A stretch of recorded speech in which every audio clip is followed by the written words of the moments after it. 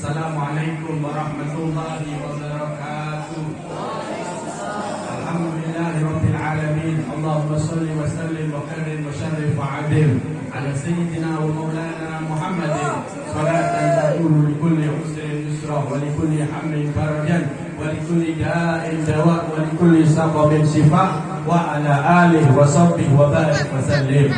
Alhamdulillah, segala puji bagi Allah yang telah menakdirkan kita, yang telah mengumpulkan di pagi hari ini. Mudah-mudahan kita tidaklah keluar daripada majelis ini. Allah kasih keberkahan umur kita, dunia kita, dan salawat serta salam senantiasa tercurahkan kepada junjungan kita Nabi Muhammad sallallahu alaihi wasallam dan keluarga beliau dan sahabat beliau dan orang-orang yang mengikuti beliau hingga yaumil qiyamah.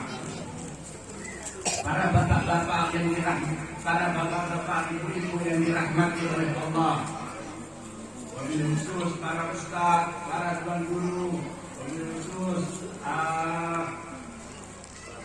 Pak Kepala Desa, Pak Mahdani, mudah-mudahan beliau dipanjangkan umurnya, disehatkan badannya, dilancarkan segala urusannya, dunia dan akhiratnya. Wabil khusus para Ustaz juga, mudah-mudahan beliau dikabulkan hajatnya. Wabil khusus yang kami muliakan para panitia pelaksana Maulid Rasul Sallallahu Alaihi Wasallam, mudah-mudahan kalian Allah kabulkan seberataan hajat dunia hajat akhirat. Wa qala sayyidina Ali bin Abi Thalib, man aqdama maulidan Nabi sallallahu alaihi wasallam la yahruzu min dunya illa bil iman, kata beliau. Barang siapa yang mengagungkan kelahiran Rasul, tidaklah dia mati kecuali dalam keadaan husnul khatimah. Allahumma amin. Dikisahkan dulu Pak Bu, di zaman Harun ar-Rasyid di Basra sana ada seorang pemuda yang mana pemuda tersebut terkenal kurang baik akhlaknya. Perbuatannya si pemuda tersebut kada baik sehingga orang-orang kampung menganggapnya dia jelek akhlaknya. Kada suka itu orang kampung sama si pemuda tersebut. Kenapa? Karena sifatnya kurang bagus. Tapi si pemuda tersebut mempunyai amalan luar biasa, mempunyai kebiasaan luar biasa. Setiap masuk bulan Maulid, dia mencuci bajunya, dia beli parfum, pakai parfum yang enak, wangi-wangian, dan dia memperindah dirinya, dan dia mengadakan acara Maulid di rumahnya. Setiap hari, setiap tahun dia mengadakan. Kada lama si pemuda tersebut meninggal. Ketika meninggal, maka ada suara dari langit. Apa kata suara tersebut? Wahai penduduk Basra, hadirilah jenazahnya dan kafanilah dan mandikanlah. Sesungguhnya ini sekarang ini ada yang meninggal, salah satu wali daripada wali-walinya Allah. Sesungguhnya dia di sisiku adalah orang yang mulia.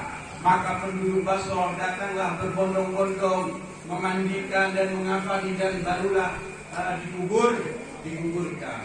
Di malam harinya orang soleh yang ikut menguburi tersebut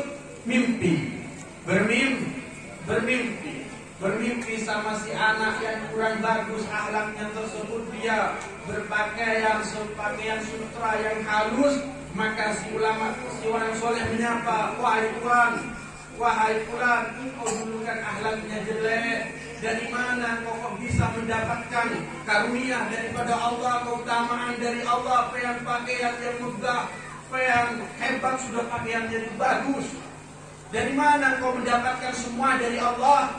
Maka si orang tersebut, si anak tersebut bilang, saya ini mendapatkan bagian daripada Allah, keutamaan daripada Allah, tidak lain karena kami ini mengagungkan kelahiran Nabi Muhammad sallallahu alaihi wasallam. Allahumma shalli ala Muhammad. Karena dari itu Pak, wajib kita itu merayakan kelahiran Rasul. Kenapa Karena Rasul ini adalah umatnya Apa Rasul ini adalah nabinya masa tidak mau mengagungkan nabinya sendiri? Karena dari itu di bulan Maulid ini pean perbanyaklah sholawat dan salam sama Rasul Sallallahu Alaihi Wasallam. Dan Rasul Sallallahu Alaihi Wasallam ini luar biasa mukjizatnya. Jadinya yang keluar daripada Rasul semuanya keindahan, keindahan yang sering pean dengar. Kisah-kisah dari Habib, kisah dari guru, semua di diri Rasul. Kada ada yang telah kecuali keindahan semuanya.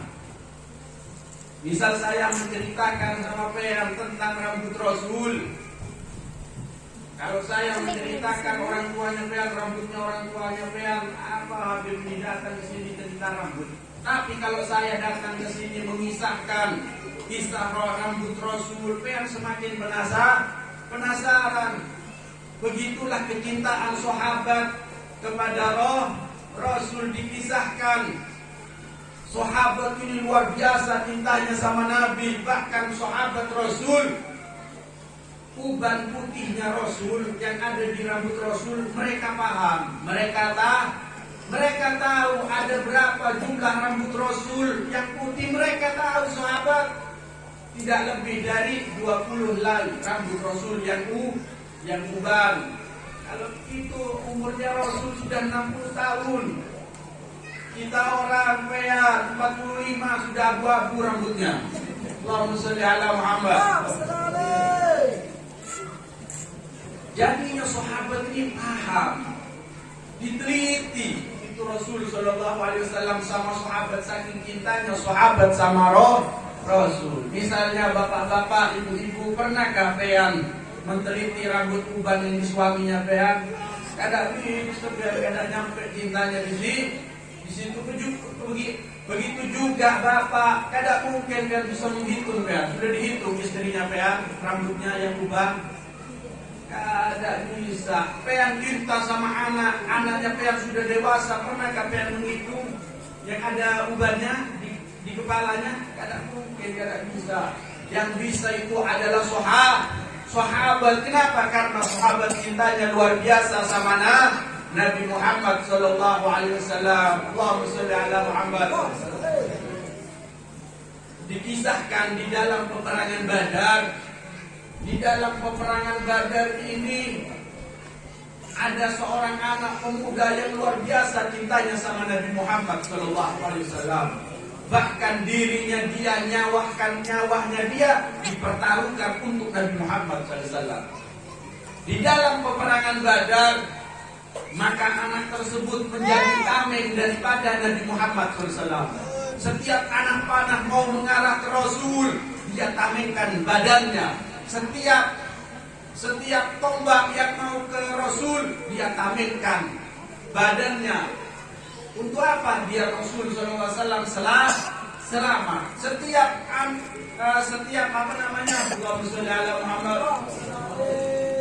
setiap pedang yang mau mengarah ke Rasul, dia kasih tangan. Setiap orang-orang kafir mau menebas Rasul, dia kasih tangannya dia. Bahkan kakinya dia kasih. Biar apa? Biar Rasul SAW selamat. Ketika selesai daripada peperangan Badar, itu anak dibawa sama sahabat, dibawa pulang ke rumahnya, yang mana keadaan anak tersebut kaki duanya sudah kada ada lagi, tangan duanya sudah kada ada lagi. Dia diangkat, dibawa sama sahabat. Ketika nyampe di kota Madinah, maka anak tersebut ditaruhlah di depan rumah ayahnya, ditaruh di depan pintunya. Maka anaknya keluar. Apa kata abahnya yang menyaksikan anaknya seperti itu? Kakinya sudah kada ada, dua-duanya tangannya sudah kada ada, dan tubuhnya seluruhnya darah. Apa katanya si abah tersebut? Wahai anakku, engkau dedek, aku mendidik engkau ini supaya jadi seperti hari ini, katanya. Ulun ini mulai kecil dedek engkau ini supaya peang menjadi hari ini, katanya. Agar apa? Agar engkau itu saya didik peang. Agar apa? Agar peang mati dengan membela Nabi Muhammad SAW. Begitu pula kecintaan sahabat kepada Rasul sallallahu alaihi wasallam. Allahumma shalli ala Muhammad. Karena Rasul sallallahu alaihi wasallam ini luar biasa, Pak Bu. Bukan cuma doanya Rasul, bahkan keringatnya Rasul ini luar biasa. Dibisahkan yang sering saya menceritakan, karena orang-orang soleh ini kalau sudah mendengar nama Nabi, mereka gemetar badannya, mereka gemetar menangis, karena dikatakan oleh Allah dikatakan oleh orang soleh, ketika orang soleh ditanya, wahai Tuhan, kenapa engkau kalau sudah mendengar pujian tentang Rasul kamu gemetar, kenapa? Gitu. Maka kata orang soleh, tanyakan kepada Gunung Uhud, karena Gunung Uhud pernah gemetar, pernah goncang karena rindunya kepada Nabi Muhammad sallallahu alaihi wasallam. Allahumma shalli ala Muhammad. Dan keringat Rasul ini luar biasa, berkah, bahkan menjadikan kewangian-kewangian bagi mereka. Dikisahkan Rasul sallallahu alaihi wasallam sering pergi ke rumahnya Ummu Sulaim. Ummu Sulaim ini ibunda daripada Anas bin Malik. Dan Rasul itu kadang tidur di rumah Anas bin Malik, kadang makan di situ, kadang Rasul disisiri oleh Ummu Sulaim. Ketika di siang hari Rasul pergi ke rumahnya Anas bin Malik. Waktu itu musim panas, rumahnya kecil itu Ummu Sulaim. Ketika Rasul di siang hari Rasul ke situ tidur, itu Rasul buka baju, meneteslah keringat Rasul sallallahu alaihi wasallam. Ketika Ummu Sulaim melihat keringat Rasul yang menetes, maka Ummu Sulaim mengambil wadah, ditadangi, dikumpulkan itu keringat Rasul. Akhirnya Rasul, ketika Rasul bangun, kata Rasul, wahai Ummu Sulaim, apa yang kau lakukan wahai Ummu Sulaim? Wahai Rasul, tidaklah kami melakukan, kami mengumpulkan, mentadangi keringat peak untuk menjadikan keberkahan bagi anak-anak kami, wahai Rasul. Dan hadis yang lain, kata Ummu Sulaim, ya Rasul, kami ini mengumpulkan, mentadangi keringat engkau ini ya Rasul, supaya menjadi apa? Allahumma shalli ala Muhammad. Supaya apa? Supaya mengharumi parfum-parfum kami, wahai Rasul. Begitulah keringatnya Rasul menjadikan hari. Kalau pengen misalnya beli parfum untuk apa? Untuk menutupi yang baunya pengen yang kada tapi keringatnya Rasul dikumpulkan untuk apa? Untuk menjadi pewangi, untuk mewangi parfum-parfum mereka. Jadi keringatnya Rasul itu untuk mewangi parfum-parfum mereka. Ya nanti bisa beli parfum sama Habib, sama sana situ biar beli parfum, biar datang parfum untuk menutupi keringatnya peang. Tapi kalau keringatnya Rasul untuk apa? Untuk mewangi parfum-parfum mereka. Peang beli parfum ditetesin keringat Rasul, aromanya luar biasa. Tapi peang beli parfum dikasih tetesan keringatnya peang hilang baunya rusak baunya. Allahumma sholli ala Muhammad.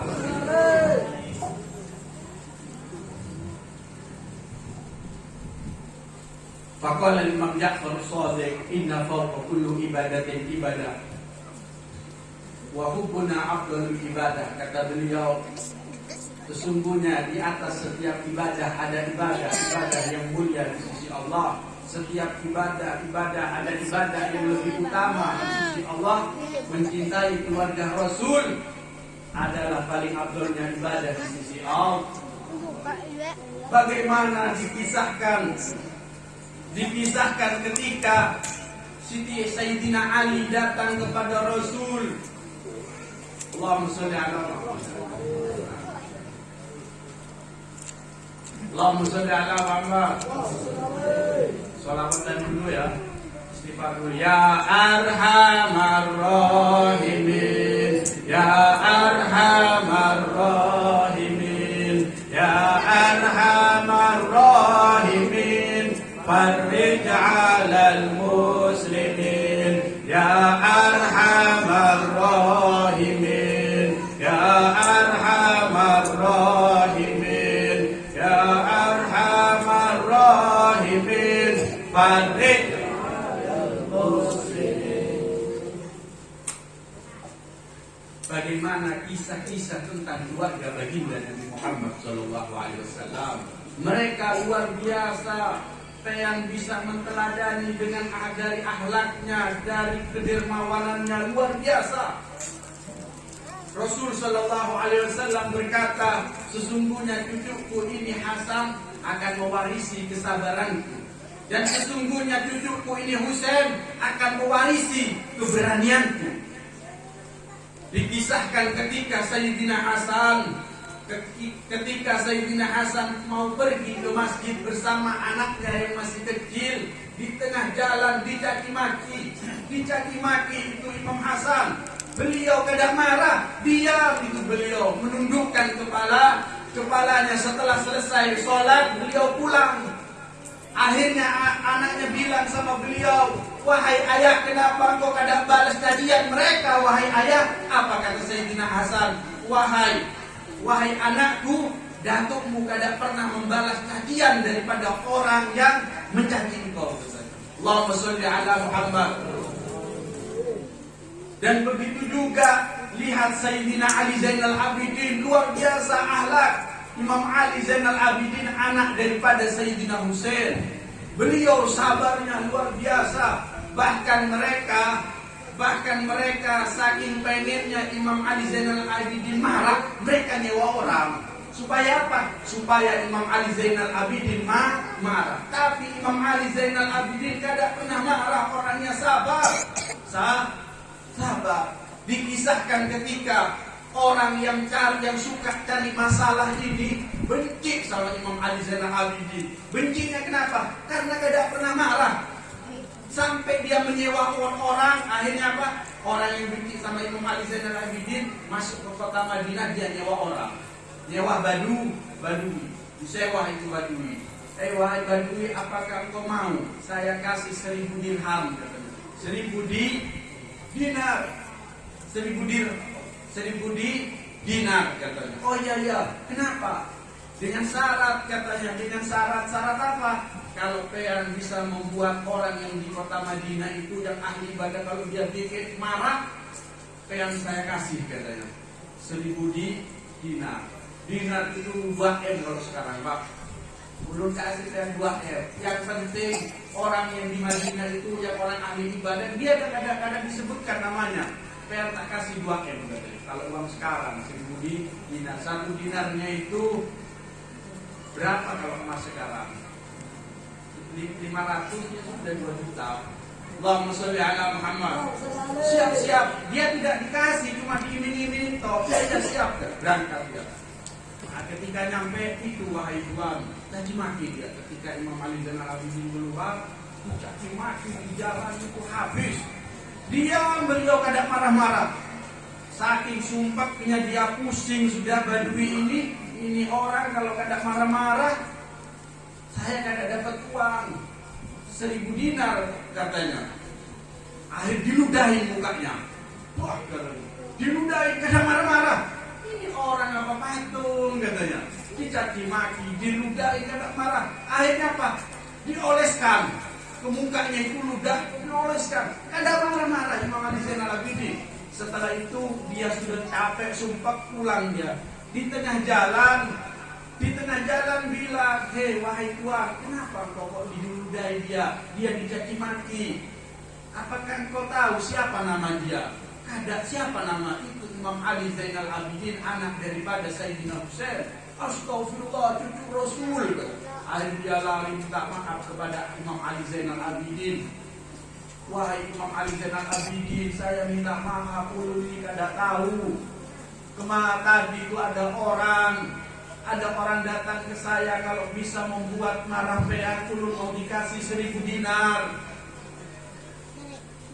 Kata beliau, kenapa engkau kadang dari tadi ngomong sama saya, bicara sama saya, coba pean ngomong dari tadi sama saya kasih pean 1000 dinar katanya. Akhir beliau masuk ke rumahnya, beliau kasih itu badui tersebut 1000 dinar. Sudah dicaci maki, sudah diludahi, tapi tetap beliau mengasih uang. Ketika mau dibalikan itu uang, kata beliau, sesuatu yang keluar daripada keluarga Rasul tidak mungkin diambillah. Karena apa? Tidak lain mengikuti akhlak baginda Nabi Muhammad sallallahu alaihi wasallam. Allahumma sholli ala Muhammad. Begitu juga anak perempuan Rasul Siti Fatimah, luar biasa akhlaknya, luar biasa, khususnya ibu-ibu. Dengarkan kisah-kisah daripada putri Rasul Siti Fatimah Zahra, bagaimana kesabaran beliau. Beliau ketika mau menikah, beliau itu dikasih di luar aja, di luar. Anak-anak itu di luar. Tak serius anaknya, ceramahnya rusak semuanya. Allahumma sholli ala Muhammad. Luar pergi sana bentar, nanti kalau sudah selesai acara masuk ya. Allahumma sholli ala Muhammad. Bagaimana kesabaran daripada Siti Fatimah, luar biasa. Beliau ini mau dikasih pakaian, beliau ini dikasih pakaian rampasan daripada peperangan sama Rasul. Itu baju mau dipakai acara pernikahan Siti Fatimah. Kada lama datang itu perempuan miskin membawa anaknya dua, sambil ngetok pintu daripada Sayyidina Siti Fatimah.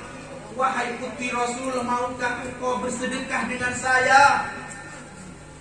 Maka Siti Fatimah mau mengambil barang yang mau disedekahkan, kada ada lagi yang mau disedekahkan. Akhirnya baju kesayangannya, baju yang didambakan, yang diimpikan oleh kaum wanita ketika dipakai hari pernikahannya, itu diambil sama Siti Fatimah, disedekahkan. Setelah itu, terima kasih wahai putri Rasul, pulanglah dia. Orang tersebut pulang. Ketika nyampe di pasar mau dijual itu baju, maka pembeli tersebut bertanya, wahai tuan, wahai perempuan, dari mana engkau mendapatkan baju yang bagus ini? Saya tidaklah melihat baju yang lebih bagus dari ini. Ini baju adalah baju yang Rasul mendapat rampasan daripada peperangan, yang mau dikasih, yang mau dihadiahkan sama putrinya. Oh iya, saya kada makan sama sekali. Saya membawa dua putriku ini yang masih kecil. Saya pergi ke rumah Siti Fatimah, saya meminta sedekah. Akhirnya Siti Fatimah mau mengambil barang yang mau disedekahkan, kada ada kecuali baju. Akhir apa? Baju pernikahannya Siti Fatimah yang dikasihkan. Maka mendengar seperti itu, pembeli tersebut menangis. Demi Allah, tidak ada manusia yang lebih mirip dengan Rasul seperti Fatimah Zahra. Allahumma sholli ala Muhammad. Begitulah kesabaran keluarga baginda Nabi Muhammad sallallahu alaihi wasallam, sehingga Imam Ja'far Shadiq berkata, inna fawqa kullu ibadatin ibadah wa hubbuna afdalul ibadah. Sesungguhnya setiap ibadah di sisi Allah, ada ibadah-ibadah yang lebih utama di sisi Allah. Mencintai keluarga Nabi Muhammad paling afdalnya ibadah di sisi Allah. Allahumma sholli ala Muhammad. Kenapa? Karena kehidupan seperti itu, Pak, sabarnya luar biasa. Imam Husain, Sayyidina Husain lagi mengendarai kuda. Siapa yang tidak kenal dengan Sayyidina Husain? Beliau bukan orang miskin, beliau ini orang kaya raya, dermawan luar biasa. Setiap Sayyidina Husain bersedekah 1000 onta, Sayyidina Hasan bersedekah dengan 2000 onta. Misalnya Sayyidina Husain sekarang bersedekah 1000 kambing yang dia sedekahkan. Ketika mendengar Sayyidina Hasan bahwa sesungguhnya adiknya Sayyidina Husain bersedekah 1000, maka beliau bersedekah 2000 kambing. Kada mau kalah tentang sedekah. Itulah didikan daripada Nabi Muhammad SAW. Imam Sayyidina Husain ketika mengendarai kuda, maka orang-orang miskin ketika itu mengumpulkan remang-remang roti, dikumpulkan mereka. Maka ketika lewat itu Sayyidina Husain, maka wahai keluarga Rasul, wahai cucu Rasul, maukah engkau makan bersama saya? Katanya. Dia yang makan bersama dia. Dia lagi mengumpulkan remang-remang roti yang bercampur debu, tapi beliau kadang menolak. Duduk beliau makan bersama. Kadang ada rasa jijik berkumpul dan makan bersama orang-orang miskin. Itulah didikan keluarga Nabi Muhammad SAW. Setelah makan beliau dah ada. Beliau Sayyidina Husain tidak pernah mengecewakan pengikut ayahnya, bahkan tidak pernah mengecewakan umat daripada datuknya Nabi Muhammad sallallahu alaihi wasallam. Bahkan Sayyidina Husain setelah Sayyidina Husain makan bersama mereka, maka Sayyidina Husain berkata, "Wahai tuan, wahai kaum perempuan, besok engkau saya ajak seluruhnya makan di rumah saya. Besok pengen diundang seberataan makan di rumah saya." Beliau besok harinya beliau menyembelih puluhan ribu kambing. Itu akhlak baginda Nabi Muhammad sallallahu alaihi wasallam. Allahumma shalli ala Muhammad. Begitulah kisah-kisah daripada keluarga Nabi Muhammad sallallahu alaihi wasallam, kedermawanannya, akhlaknya, tidak pernah marah. Imam Ali Zainal Abidin tidak pernah marah. Banyak orang-orang yang namanya Ali Zainal Abidin tapi suka marah. Allahumma shalli ala Muhammad.